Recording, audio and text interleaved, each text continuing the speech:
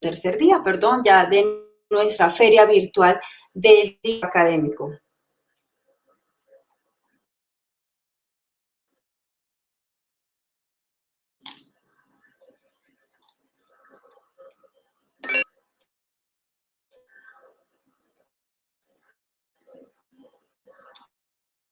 Buenos días a todos. Nuevamente bienvenidos a nuestro segundo día, tercer día ya del libro académico, acompañando a través de letrasacadémicas.com, un encuentro de la edición universitaria para el mundo. Hoy tenemos un panel muy interesante, Educación Superior Hoy, con 3 invitados de lujo a quienes quiero presentar en este momento. Contamos con la presencia de la profesora Gloria Esperanza Grimaldo. La profesora Gloria Elizabeth es de la Universidad de Boyacá y es autora del libro Identidad de la Educación Superior para expresiones y necesidades. La profesora Gloria Elizabeth es ingeniera en producción industrial, especialista en gerencia financiera y magíster en administración y dirección de empresas. Adicionalmente es investigadora junior de Colciencias. Está en la línea de la investigación en gestión empresarial, docente e investigadora de la Universidad de Boyacá y actualmente se desempeña como directora de la División de Proyectos Especiales de la Universidad de Boyacá. De otra parte, estaremos con otro invitado también muy de lujo, el profesor Carlos Julio Restrepo Velázquez. Él es de la Universidad Cooperativa de Colombia, autor del libro Lenguaje, Conocimiento y Educación Superior en la Globalización. El profesor Restrepo Velázquez cuenta con estudios de ingeniería en la Universidad Nacional de Colombia, es profesor universitario y cuenta con estudios de maestría en gestión de ciencia, tecnología e innovación. Y creador del laboratorio para la gestión del conocimiento. Actualmente, el profesor Restrepo es el jefe del Departamento de Humanidades de la Dirección Nacional de Gestión de Programas en la Universidad Cooperativa de Colombia. Realmente quiero presentarles, muy orgullosa yo, y perdónenme que lo diga de esta forma, pero quiero presentar con mucho orgullo a nuestro Harold Castilla de Vos, rector general de la Corporación Universitaria Minuto. Toda oportunidad, vamos a ver, no en su rol de rector, sino en su rol de académico, que es su gran pasión, y él es director del libro en tiempos de transformación. El padre Harold Castilla es sacerdote bautista, doctor en educación de la Universidad Nova Southern University de los Estados Unidos. Ha realizado Juan 23 y en la Universidad Santo Tomás. Además, ha estudiado teología en la Pontificia Universidad Javeriana y Ciencias Sociales y es especialista en ética social y doctrina social de la Iglesia de la Universidad Gregoriana de Roma en Italia. Se ha formado en alta gerencia y participó en el programa de presidentes en la Universidad de los Andes. Hace parte de gerencia e innovaciones y en diferentes seminarios. Es asesor en educación, asesor general de Uniminuto, donde además ha sido decano en las facultades de Ciencias de la Comunicación y Ciencias Humanas y Sociales, vicerrector académico, rector de la sede de Bogotá presencial y actualmente es nuestro rector general en Uniminuto. Esto sin contar que tiene una larga su participación en escenarios importantes como Universia, CONET, ASCU, FODESER, Ápice. A los 3, muy bienvenidos. Para mí de verdad que es muy grato estar con ustedes en este espacio. Y ahora quiero darle la palabra a Gloria, a la profesora Gloria, para que nos cuente brevemente sobre su libro para ya comenzar con este interesante panel. Profesor. Muy buenos días para todos, muy buenos días a todos los que nos oyen y a quienes nos ven a través de las redes sociales. Gracias por participar en esta feria virtual del libro académico. Desde la Universidad de Boyacá, nosotros pues queremos hoy compartir con todos ustedes la presentación de nuestro libro que se denomina Identidad de la Educación Superior, Paradigmas, Complejidades, Percepciones y Necesidades. Es una publicación en la que se tocan 4 temas muy interesantes en el marco de lo que es la educación superior hoy y también, como los otros autores lo van a exponer, la globalización, todas las tendencias que existen en la educación superior y situaciones que siempre han enfrentado las instituciones en el mundo y a lo largo de su historia.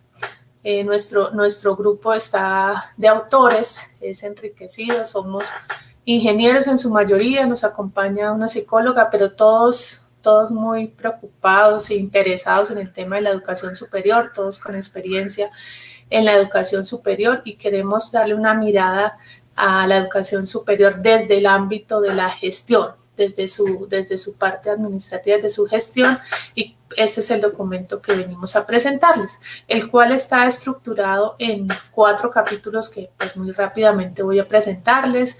El primer capítulo de paradigmas, muy interesante para quienes están preocupados por el tema del concepto de la calidad de la educación superior y de todos estos cambios a los que debe enfrentarse la educación superior.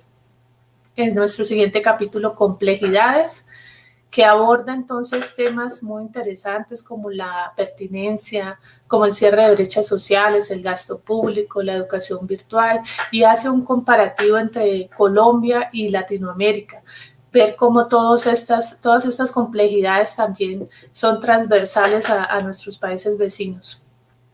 El siguiente capítulo, que es percepciones. En este capítulo entonces presentamos 2 propuestas investigativas referentes a la prospectiva y a las proyecciones que se tienen sobre la educación virtual, muy vigentes en este momento, y es que precisamente el libro se preocupa por analizar algo que en este momento es nuestra realidad inmediata, que es la educación virtual y ahora la educación remota, y que en ese momento de construcción del documento se pensaba como un futuro y cómo las universidades deben prepararse para eso. Entonces, allí hay 2 experiencias muy interesantes para que las instituciones que se enfrentan a esta situación hoy, que de pronto no están preparadas, puedan aplicar a su interior. Y finalmente, el capítulo de necesidades, que ya aborda desde el estudiante de pregrado, desde el estudiante, el joven que está allí interesado por cursar estos programas de educación en pregrado, cuáles son sus características, qué espera él de la educación, qué se interesa a él, y todo esto enmarcado en un concepto que es el marketing educativo, el mercado educativo, muy interesante también para que las instituciones de educación superior, desde su parte administrativa, de su gestión, apliquen esta experiencia investigativa y podamos hacer comparaciones entre regiones, entre ciudades, entre países. Esos son nuestros 4 capítulos. Este es nuestro libro, muy avalado desde nuestra editorial, Ediciones Universidad de Boyacá. Muchas gracias.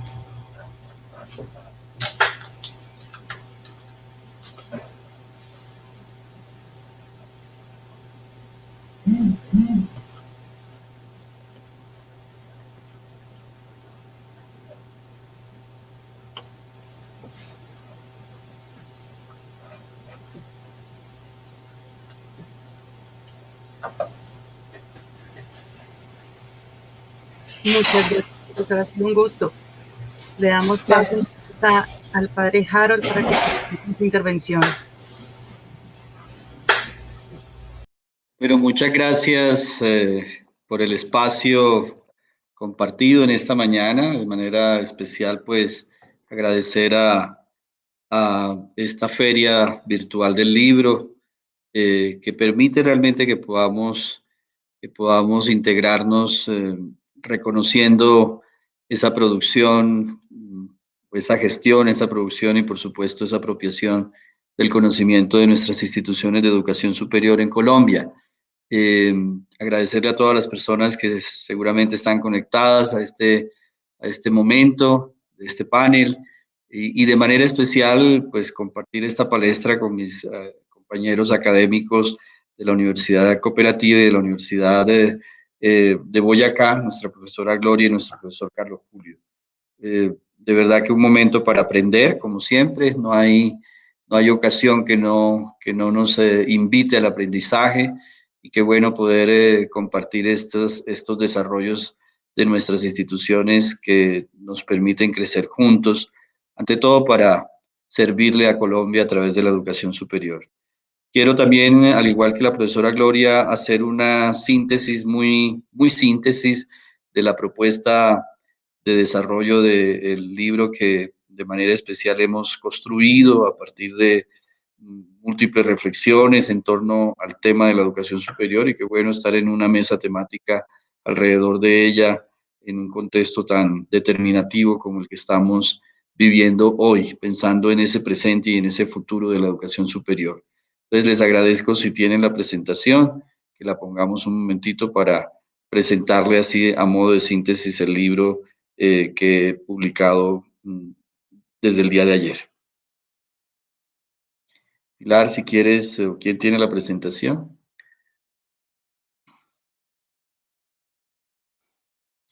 Bueno, mientras que colocan la presentación, el libro lo he titulado La educación superior en tiempos de transformación. Evidentemente, pues para ninguno de nosotros es un secreto lo que estamos viviendo, muy particularmente en las implicaciones y los impactos que esta pandemia nos ha traído a todos, y de manera muy particular al sector de la educación, y muy concretamente al sector de la educación superior. Una realidad que no podemos desconocer, una realidad que, digamos, de alguna manera ha acelerado muchas de esas tendencias en perspectiva de transformación y retos y desafíos que todas estas variables le colocan a la educación superior, y nos colocan a todos los que estamos involucrados en la dinámica educativa, que creo que pues hace parte precisamente de esa categoría de lo que hemos denominado transformación. La pandemia puso en evidencia muchas de esas tendencias, muchos de esos retos a los que nos hemos visto abocados muy particularmente en este tiempo.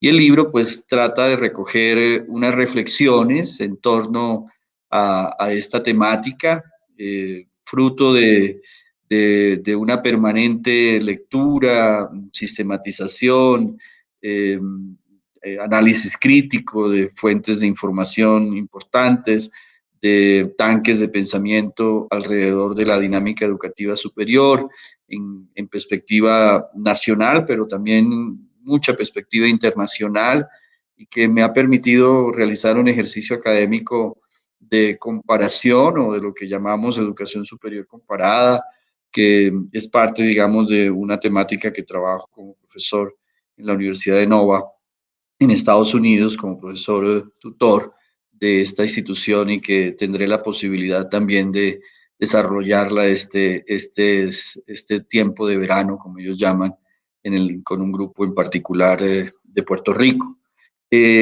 Toda esta colección, digamos, de reflexiones fue un tema que desde el año pasado pude socializarle a la comunidad académica y a la sociedad en general colombiana a través de las columnas de opinión que he llamado, columnas de opinión que semana tras semana fueron apareciendo en diarios nacionales, en algunos más que en otros, y que me permitió realmente hacer un ejercicio al final del año, principios de este año, de sistematización, de integración de las distintas columnas publicadas, y que me llevó precisamente a estructurar este libro en los capítulos que contiene, que contiene el contenido del libro, en varias partes, 4 partes en concreto. La primera parte tiene que ver con esa fuerza humanista de la educación. Yo creo que ese es un aspecto que en medio de toda esta transformación que vivimos, muy alineado al tema de las tecnologías y de la apropiación y de la incorporación y apropiación de esas tecnologías en las dinámicas de los procesos de aprendizaje y de enseñanza de nuestras instituciones, del sector de la educación superior, no puede desaparecer. Lo que quiero insistir aquí en esta primera parte es cómo esa fuerza realmente humanista le da sentido a las instituciones de educación superior, a las universidades o instituciones educativas superiores en Colombia en el marco de la Ley 30, que debe permanecer.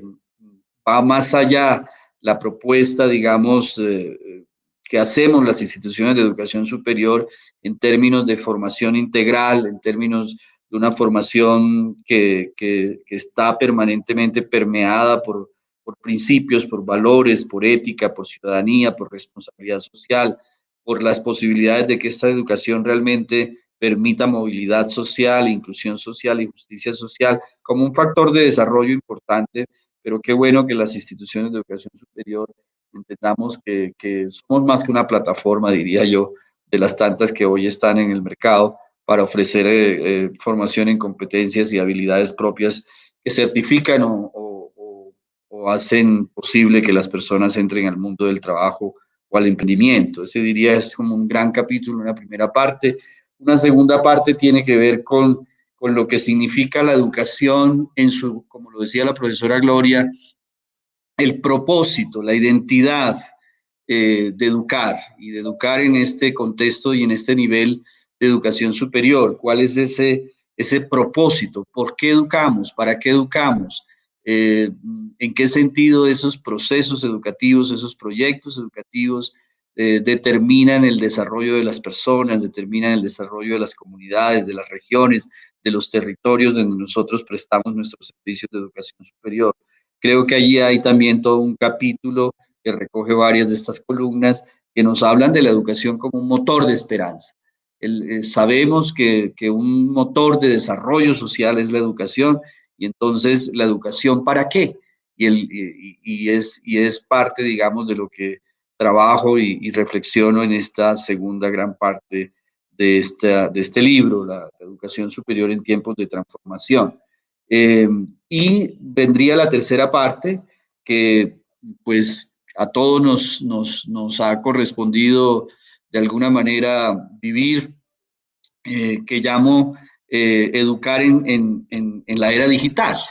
Más allá de las soluciones tecnológicas, hablamos de esa cuarta revolución industrial, algunos ya llaman, académicos ya llaman la quinta, en un momento muy importante para la sociedad global, donde esta incorporación y esta apropiación de las tecnologías, de las TICs, como llamamos, y ante todo las emergentes, en términos de un desarrollo mayor de estas soluciones apropiadas al desarrollo educativo de nuestros estudiantes, de nuestra comunidad académica.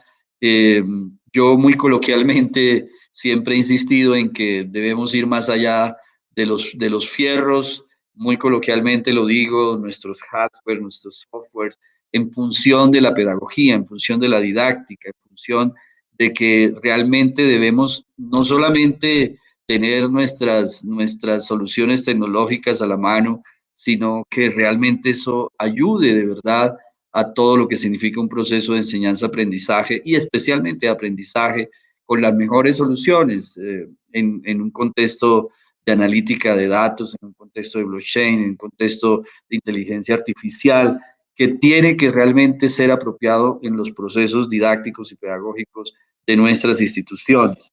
Y creo que ese es el componente crítico, la lectura. Yo creo que no basta decir cuántos software o cuántos hardware tenemos nosotros al interior de nuestras instituciones, sino que realmente eso, cómo apoya el desarrollo de formación de nuestros estudiantes, cómo realmente perfecciona de alguna manera la dinámica de aprendizaje de los estudiantes. Y en ese contexto, pues, todo lo que significa desde el punto de vista del compromiso de los actores, llámese estudiantes o llámese también profesores, que terminamos pues siendo grandes mediadores de procesos de aprendizaje apoyados con esta tecnología. Y creo que ahí hay una transformación que hoy los académicos más entendidos que yo, pues están hablando de un modelo y de un nuevo paradigma híbrido de educación, que de alguna forma, pues, quita ciertos límites a cada una de las modalidades, sin dejar de insistir en el valor sustantivo que tiene cada una de ellas, o más bien el valor significativo, aprendizajes significativos en cada una de esas modalidades del desarrollo de nuestros proyectos educativos. Entonces, creo que este capítulo es bastante desafiante, esta parte es bastante desafiante del libro que estoy presentando.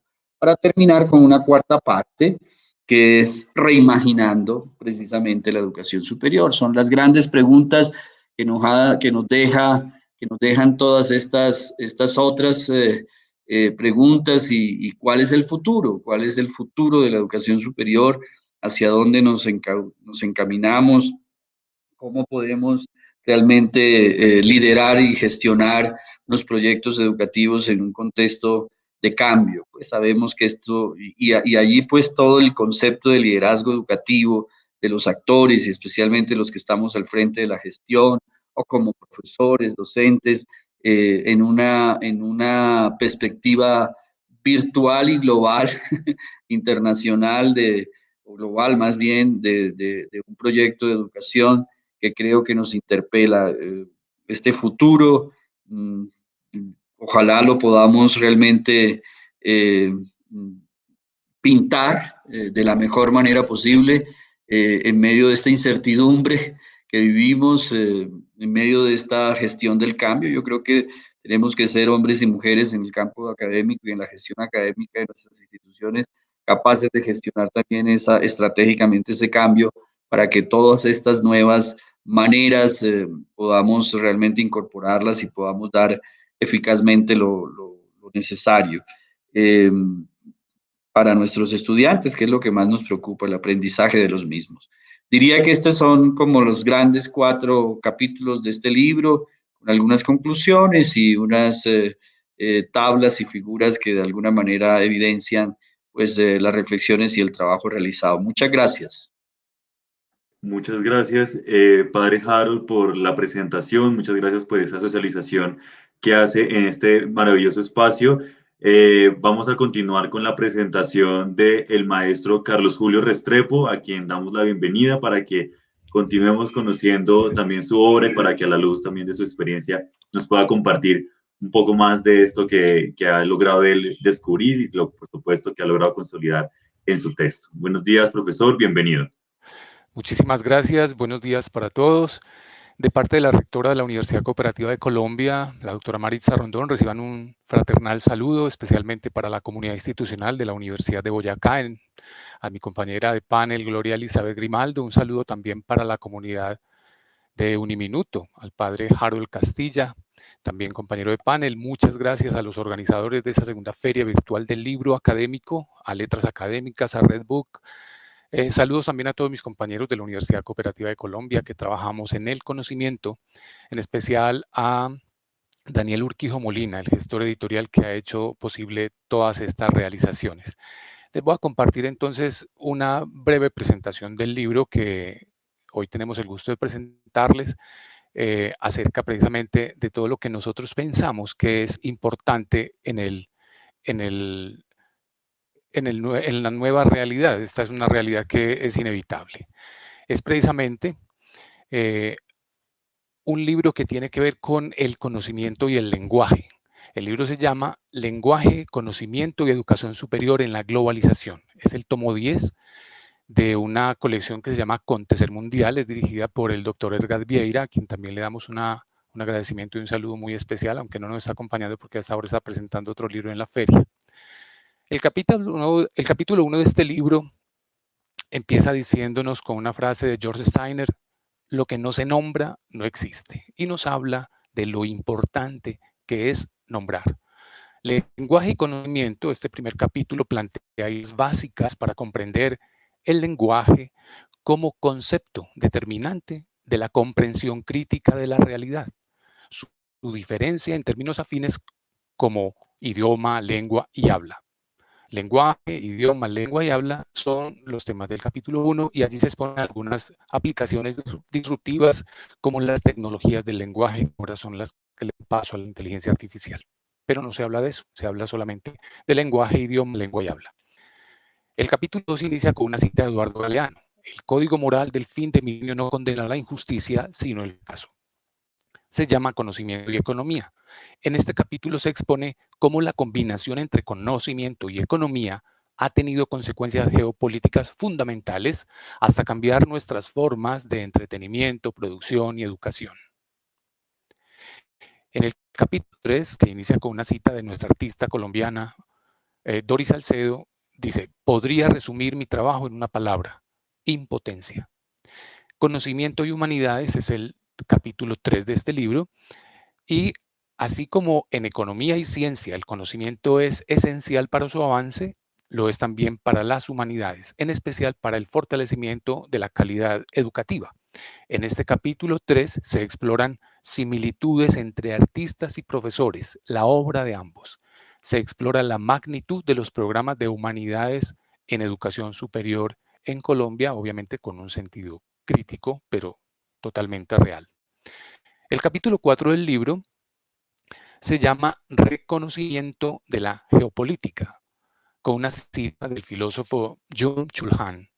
La sociedad de la transparencia es una sociedad de la desconfianza y de la sospecha, que a causa de la desaparición de la confianza se apoya en el control. En este capítulo se exploran diferentes apreciaciones de los términos geopolítica y conocimiento. Se integran lenguaje, conocimiento y calidad del discurso como evidencia del estado de desarrollo del pensamiento geopolítico. Esto, en resumidas cuentas, lo que hace es recomponer el sentido de la geopolítica a partir de un pensamiento que se desarrolla entre conocimiento y lenguaje. Cuando lo lean van a darse cuenta que es mucho más sencillo cuando se lee de una forma narrativa y amena.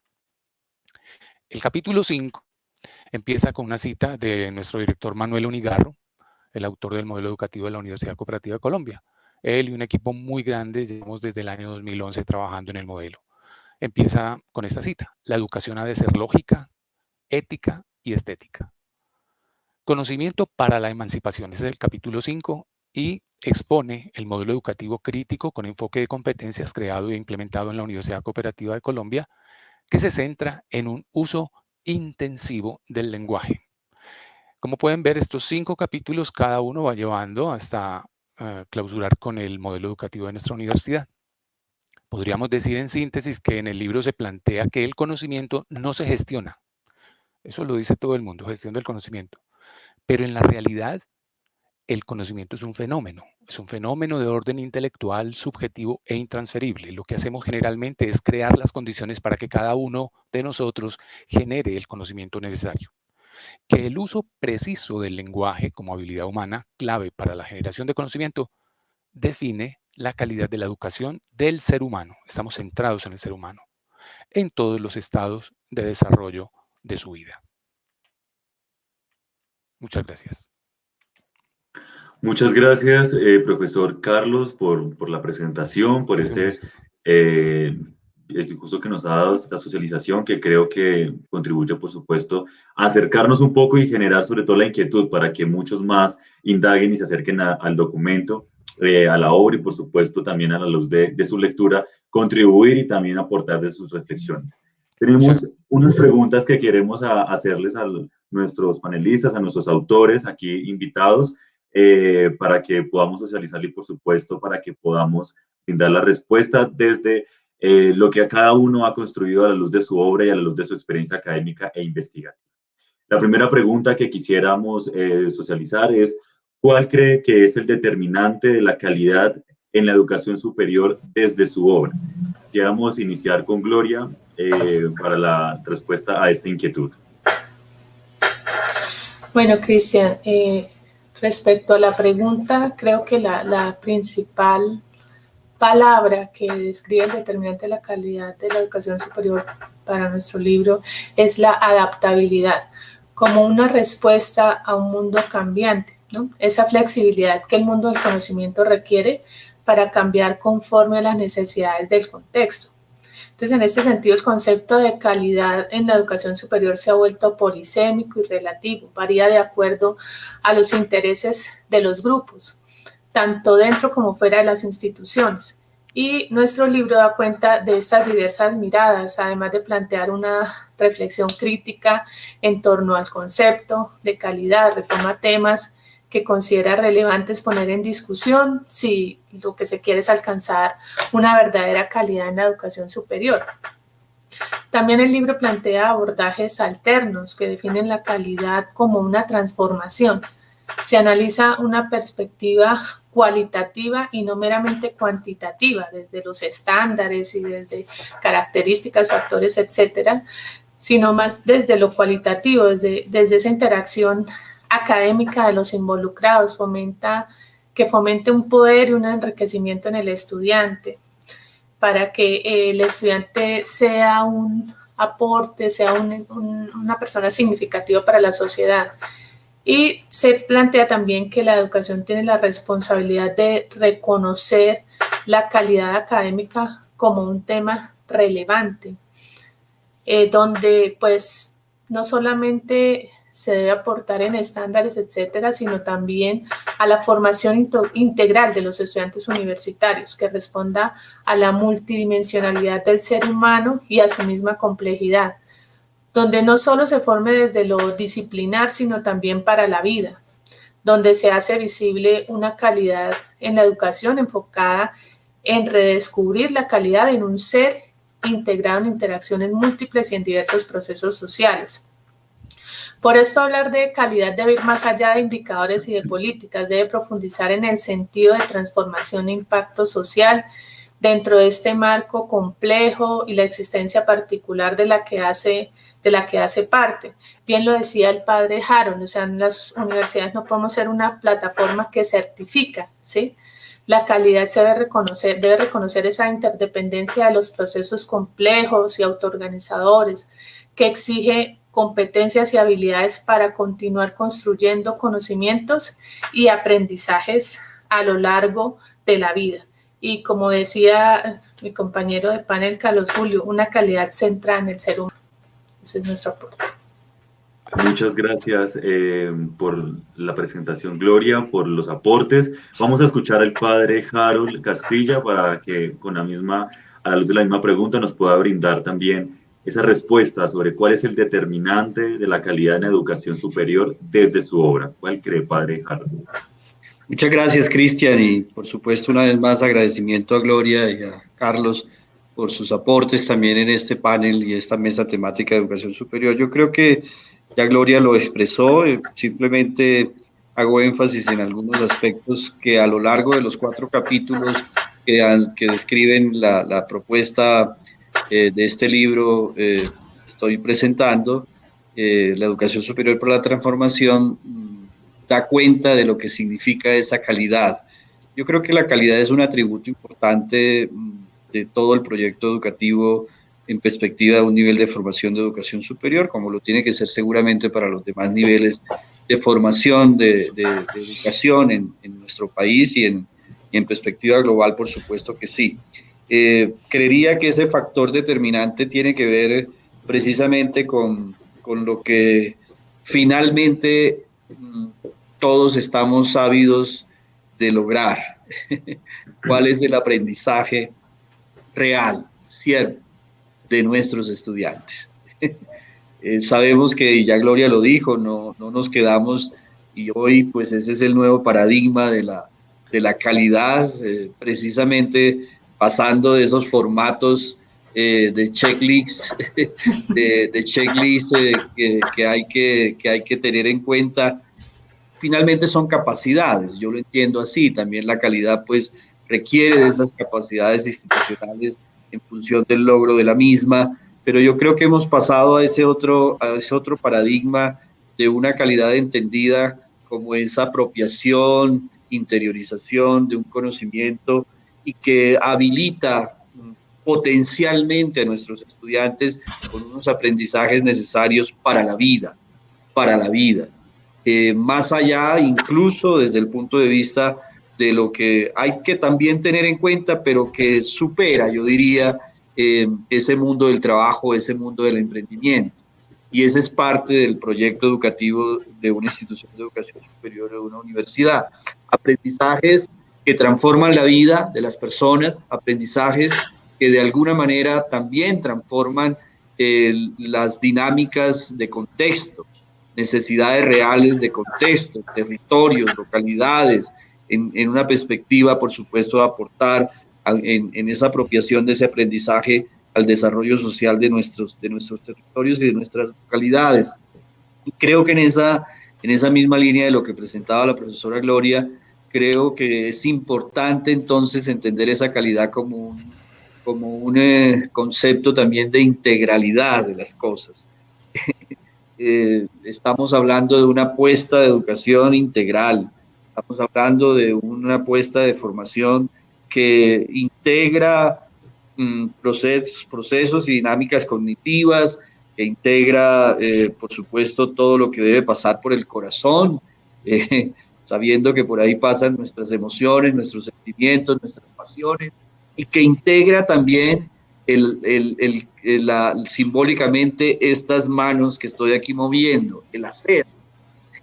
Formamos integralmente, incorporamos un conocimiento, nos apasiona aquello que de alguna manera hace parte de nuestras búsquedas, de nuestras preguntas, de nuestras respuestas, y para concretarlas en ese hacer. Eso define realmente para mí, en este caso, y es lo que expreso en prácticamente los 4 capítulos, en todos, en esa gran pregunta de educar para qué. Y por ahí estaría, digamos, mi respuesta en la lectura que ustedes hagan de este libro. Muchas gracias, padre Harold, por la intervención y por esta respuesta que también, por supuesto, nos genera también inquietud frente a la interés por la lectura del texto. Por supuesto, ahora vamos a escuchar al maestro Carlos Julio Restrepo, a quien también invitamos a responder la misma pregunta. La reitero, ¿cuál cree que es el determinante de la calidad en la educación superior desde su obra? Bueno, muchísimas gracias. En el Departamento de Humanidades de la Universidad Cooperativa de Colombia trabajamos todos los días para recuperar el pensamiento crítico. Ese es el criterio con el que nosotros creemos que es determinante una mayor calidad de la educación superior. En el libro exploro unos hitos históricos en los que la historia nos muestra que el pensamiento crítico de unos cuantos líderes ha sido el verdadero y único eje sobre el que se tomaron las mejores decisiones. Puede haber todos los programas de bienestar, puede haber todos los recursos educativos, pueden tener todos los recursos bibliográficos, pueden tener los programas pertinentes mejor estudiados y mejor formulados. Pero si un alumno, nosotros no decimos en la universidad, bueno, muchos lo dicen todavía, nosotros preferimos decir alumno. Aunque algunas personas dicen que alumno quiere decir el que no tiene luz, nosotros acudimos a la etimología latina, alumno, el que es alimentado por alguien. Este alumno nuestro es el que realmente decide con un pensamiento crítico, con una sensibilidad social y solidaria, tomar y educarse, porque en términos filosóficos y reales muy pragmáticos, uno se educa con la voluntad, con la determinación. Nosotros buscamos que los alumnos desarrollen el pensamiento crítico con la lectura crítica, con la escucha atenta, con la sensibilidad artística a través de la música, del arte en todas sus expresiones, y finalmente en Humanidades 3 a través de la argumentación, de la escritura argumental. Estamos en ese proceso. Que el mundo tiene ya las mercancías, hay un conocimiento muy divulgado y muy importante acerca del que se debe tener para acreditar un programa en términos de referencias, en términos de calidades, de programas de bienestar, de plataformas informáticas, de licencias, todo eso está escrito. Pero mientras un alumno no tenga el pensamiento crítico afinado, va a ser muy difícil que él entienda para qué tiene todo eso allí. Y si vamos a las estadísticas de uso, nos vamos a dar cuenta que muchos de los alumnos no lo usan porque no saben para qué es. Nosotros tratamos de que él lo sepa desde siempre. Este pensamiento crítico tiene que tener una función fundamental educativa de Colombia, en el modelo educativo, nuestra fundamentación está en la teoría crítica. En crítica que se formuló en Europa, específicamente en Alemania, desde 1908 hasta todavía se está trabajando en teoría crítica. Lo que pasa es que el pensamiento crítico, la labor más rigurosa y precisa, quedó como asumido solamente por los grandes líderes y los pensadores que trabajan para las grandes corporaciones, no precisamente para el bienestar de la humanidad. Nosotros queremos recuperar el pensamiento crítico. Todos los alumnos que vengan al modelo educativo crítico con enfoque de competencias, y a partir de ahí pensamos que se puede dar un incremento muy significativo de la calidad en la educación. Eso es lo que exponemos en el libro. Muchas gracias, maestro. Muchas gracias a los tres panelistas por sus respuestas. Queremos saludar a todos los que se conectan y nos escuchan a través de YouTube, a través de nuestra página de la segunda Feria Virtual del Libro Académico, letrasacadémicas.com. Por supuesto, los motivamos para que envíen sus preguntas, comentarios a nuestros panelistas, que ellos también están muy atentos a seguir recibiendo y respondiendo a cada una de las inquietudes. Tenemos una segunda inquietud para nuestros panelistas. A la luz de lo que ustedes han dicho y teniendo en cuenta la importancia de sus obras para la comprensión que en la educación superior en Colombia, ustedes han pintado a la luz de lo que han escrito, lo que han ido construyendo desde su experiencia y, por supuesto, desde la institución de educación superior que aquí representan. ¿Cómo su obra le aporta al análisis y estudio de la pertinencia de la educación superior en Colombia? Iniciamos con la maestra Gloria. Bueno, muchas gracias, Cristian, por esta pregunta. En la Universidad de Boyacá y en conjunto con mis compañeros autores partimos del principio general que la educación es concebida como una herramienta fundamental para la transformación social y económica de los territorios. ¿Sí? Entonces, el documento construido analiza todos los aspectos para poder enfrentar los cambios. Entonces, en el capítulo 1, por ejemplo, se hace un análisis sobre los paradigmas de la educación y cómo estos han marcado un cambio en los procesos académicos desde diferentes actores. Lo hablaba el padre Harold, la influencia de las revoluciones industriales. Plantea la importancia de emerger hacia nuevas posturas donde se articule el conocimiento en la inter y la transdisciplinariedad.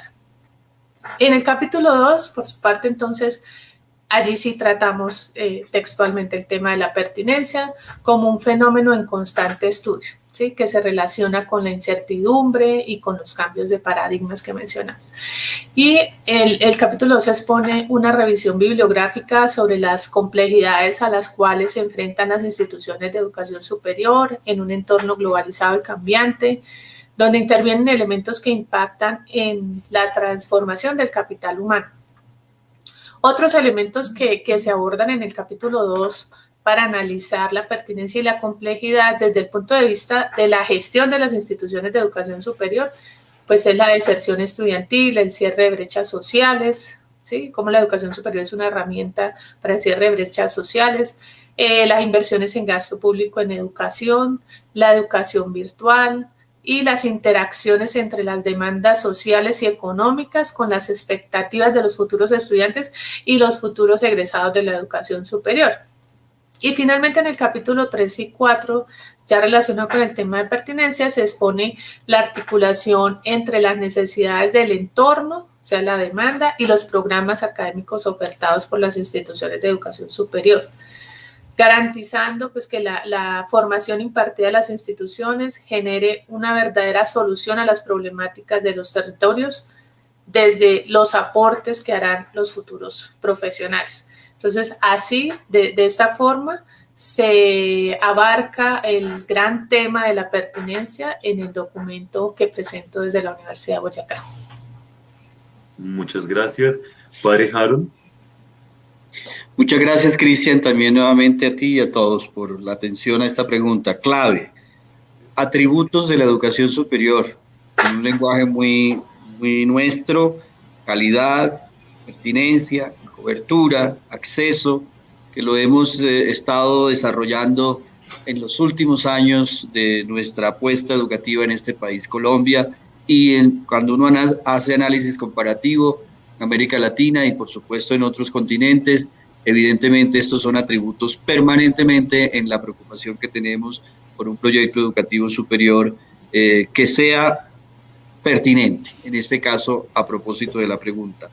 Y yo quisiera insistir, pues, a lo largo del libro, especialmente la parte 1, la parte 2, atiende, digamos, esta pregunta que ahora ustedes nos están haciendo aquí, a Gloria y a Carlos también y a mí. Yo creo que cuando uno habla de pertinencia, ya Gloria lo dijo, habla de contexto. Habla de contexto. ¿Cuál es realmente el proyecto educativo que requerimos, que necesitamos? Carlos también lo decía ahora en su intervención con la anterior pregunta. Y yo quiero insistir en varios aspectos de esa pertinencia. Cuando hablamos de pertinencia es qué tipo de educación requieren nuestros territorios, nuestros jóvenes, nuestra Colombia profunda, nuestras ciudades. Creo que allí hay un tema importante por responder. Finalmente, tiene que ser una educación que dinamice muchos elementos del desarrollo social de nuestra nación, de las personas, por supuesto, de las familias de nuestra nación. Y aquí, pues yo personalmente no tengo ningún problema en decirlo públicamente. Yo creo que estamos viviendo un mundo del trabajo que ha transformado también muchas de las apuestas de educación nuestra en las instituciones nuestras. Cuando hablamos de pertinencia, pues nos preguntamos cuáles son esas necesidades que necesitan los sectores reales de nuestra economía, nuestros sectores reales del desarrollo de los territorios y como lo he expresado, integralmente, pero debemos tener en cuenta precisamente eso que ayuda a la productividad y a la competitividad de un país, de un estado como el nuestro, que requiere que todos realmente tengamos el beneficio de ese desarrollo para bien de las familias, para la felicidad de todos, sin hacer aquí ningunas tergiversaciones, ni dicotomías, ni polarizaciones que no vienen al lugar. Pero se requiere realmente un proyecto educativo que responda también en ese marco de esas ideas, que permita la igualdad, que permita la movilidad, que permita la inclusión de todos los sujetos, en este caso de todas las personas, y sabemos que es a partir de allí, de la educación, cuál es el lugar que ocupan nuestros graduados realmente cuando salen de nuestras instituciones de educación superior con un título profesional que efectivamente los incorpora a las dinámicas reales del social. Y yo creo que ahí pues tenemos que preguntarnos siempre por esa pertinencia de nuestras propuestas educativas, de nuestros modelos pedagógicos, de nuestros desarrollos curriculares al interior de nuestras instituciones. Finalmente, desde el punto de vista de lo que me compete y lo que, digamos, lidero en este caso, en esta institución, en un minuto, y como académico, reflexionando en torno al tema, yo creo que necesitamos un proyecto educativo pertinente en la medida en que hace posible la construcción de un nuevo humanismo. No cercenemos realmente el concepto en una dinámica de borrachera de modernidad o de contemporaneidad, donde el ser humano a veces lo cercenamos del social. Y yo creo que hay que procurar realmente que nuestros proyectos educativos se comprendan de manera pertinente desde un aporte a la responsabilidad social, desde un aporte a la construcción social, un aporte de hacer algo para que la sociedad sea distinta. Y ese es como lo que yo considero pertinencia. Muchas gracias, padre Harold. Escuchamos al maestro Carlos en esta misma inquietud que hemos compartido en la mesa. Ok, muchas gracias. Bueno, ya estamos llegando al final de este panel. Muchísimas gracias por habernos invitado y creo que ha sido muy nutritivo conocer y enriquecerse con las opiniones, son muy buenas. Bueno, respecto a la pertinencia que creemos nosotros, en el modelo educativo pensamos que generalmente la pertinencia de los programas se le ha descargado a la responsabilidad institucional. Es la universidad la que debe asegurar la pertinencia de los programas. Nosotros pensamos que la pertinencia tiene diferentes apreciaciones y agentes. No decimos actores porque es una metáfora. Agentes, es decir, los que agencian, los que promueven, los que realmente fortalecen. tienen un rol. Esa pertinencia, vista desde el alumno, es uno de los trabajos más satisfactorios cuando uno ve que el alumno entiende la pertinencia del programa, si el programa no sea muy halagüeño, no sea muy conocido. Tenemos un caso de cross media. Cuando nosotros hablamos de un diseñador cross media y al principio fue muy difícil, sabíamos que era pertinente. Cuando los alumnos entendieron que era eso, se disparó la inscripción, se disparó la calidad educativa. Claro, porque la pertinencia siempre está entendida desde dos ámbitos, es dialógica. Tanto le tiene que asegurar la institución al alumno que ese programa es pertinente para el desarrollo del país, como el alumno tiene que entender su lugar en la disciplina, su talento en la disciplina y esa disciplina para el país y convertirlo en profesión. Él empieza con una disciplina, pero él termina cuando logra esa pertinencia en su máxima expresión, en su máximo lenguaje, en su máximo conocimiento, él la hace pertinente para el país. Eso es lo que nosotros buscamos y estamos haciendo con este modelo educativo y creemos que esa pertinencia vista desde los dos ámbitos, desde la institucionalidad con todos sus recursos y sus garantías y vista desde el alumno con todo su talento y con todo su trabajo de pensamiento crítico es lo que hace que un programa sea pertinente. Por eso hemos creado otros programas, ingeniería de cuencas, que nadie va a entender rápidamente, pero cuando lo entiendan va a pasar lo mismo, ingeniería cafetera y una cantidad de programas que están pensados en ese doble ámbito. Ya me están haciendo señitas, entonces voy a ser breve, lo dejamos aquí. Si quieren consulten el libro, los pueden adquirir, los 3 libros, sé que les van a decir al final dónde los pueden adquirir. Y muchas gracias por la invitación y por escucharnos. A los panelistas, muchas gracias por sus aportes. Con gusto. Muchas gracias a ustedes, panelistas, a ustedes por sus aportes. Tenemos una pregunta del público que quisiéramos atender antes del cierre, que queremos compartir con ustedes y que por supuesto quisiéramos que nuestros panelistas respondieran de manera muy breve antes de nuestro cierre final. La pregunta la hace Clara Inés Esteves, que nos indica cómo medir la calidad de la educación superior en un formato híbrido. Cómo cambiar la valoración de la formación virtual. Iniciemos con Gloria para dar respuesta a esta inquietud que nos comparte Clara Inés. Bueno, para la profesora Clara Inés, yo creo que mi respuesta particularmente desde la obra que presentamos es que la idea es de la complejidad, que es la base de la cual todos los autores hemos hablado, es integrar. Entonces, por eso allí la calidad vista desde las dos miradas, desde lo cualitativo y desde lo cuantitativo, y que dé cuenta de ese proceso formativo. Digamos que la calidad no debe estar asociada con la modalidad de cursar la educación superior, sino debe estar adaptada a ese modelo pedagógico que se incorpora en la formación, ya sea virtual, o sea, como estamos en este momento algunas instituciones en un formato remoto, ¿sí?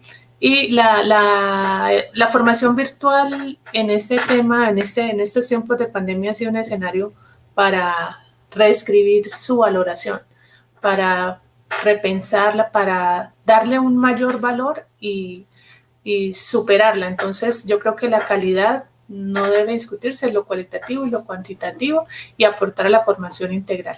Esa es mi respuesta. Muchas gracias, Gloria. Ahora continuamos con el padre Harold, también atendiendo a esta inquietud.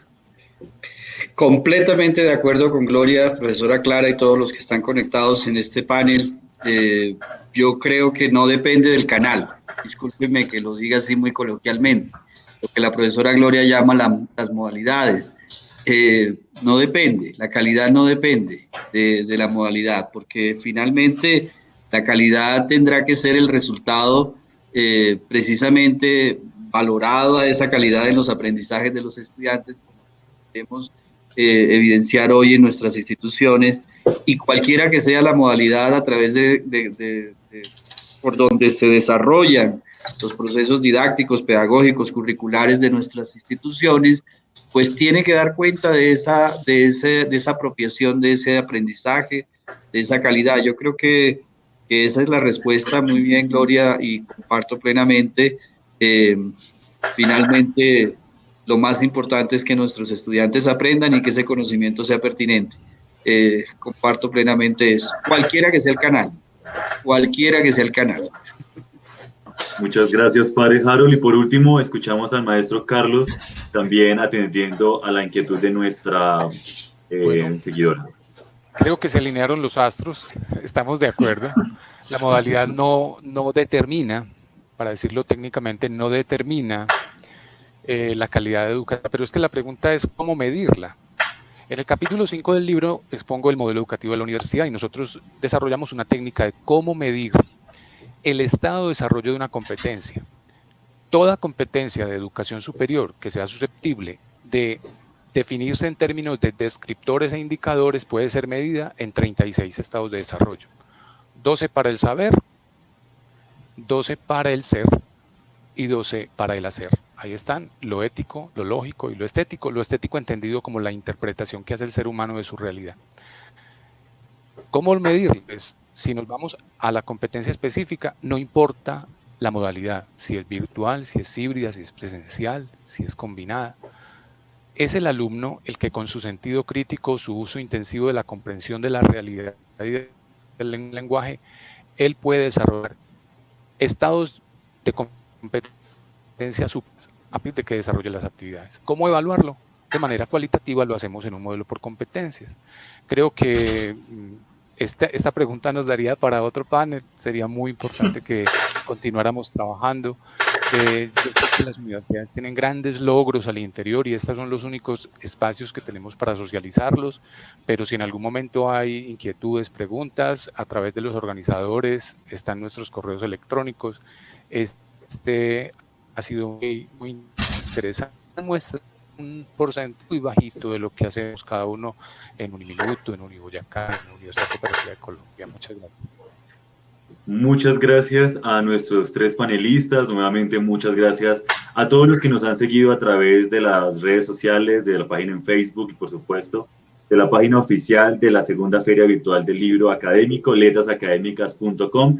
Por supuesto, también queremos invitarles a adquirir nuestros libros o los libros aquí presentados de nuestros autores panelistas de la Universidad de Boyacá, de la Universidad Cooperativa de Colombia y de la Corporación Universitaria Minuto de Dios a través de Red Books. Y también les invitamos a participar en la rifa de unos ejemplares desde la plataforma de la feria, inscribiéndose en la parte inferior del auditorio. Nuevamente, muchas gracias, maestra Gloria, maestro Carlos, padre Harold, por las contribuciones, reflexiones y, por supuesto, por la invitación que nos hacen a través de sus textos y a través de esta presentación a seguir pensándonos la educación superior en Colombia. Es una perspectiva distinta, dialogando en las distintas complejidades, necesidades y realidades que vive nuestro país y nuestros contextos, en aras también de contribuir a otros escenarios internacionales. Gracias a los organizadores de la segunda Feria Virtual del Libro Académico. Por supuesto, les invitamos a participar en las distintas mesas y en los distintos escenarios que esta importante feria nos convoca.